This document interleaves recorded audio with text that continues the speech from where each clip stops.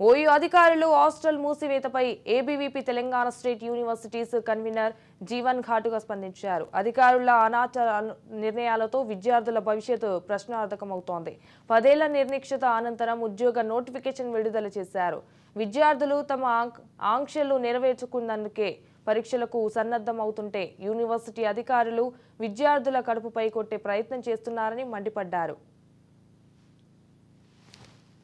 చూసుకున్నట్టయితే ఈ రోజు మే 20 నుండి జూన్ 3 వరకు టెట్ ఎగ్జామ్లు, అదేవిధంగా జూన్ 7వ తారీఖున ప్రిలిమ్స్ ఎగ్జాము, యూపీఎస్సీ ఎగ్జాము ఈరోజు 16వ తారీఖు నాడు, అదేవిధంగా యూజీసీ నెట్ విద్యార్థులందరూ కూడా కష్టపడి రాత్రి పౌలు చదువుకుంటుంటే ఈరోజు హాలిడేస్ విధించి హాస్టల్ బంద్ చేస్తాం, కరెంటు కోతలు ఉంటాయి, వాటర్ ఉండే అని బెదిరించడం సమంజసం కాదు.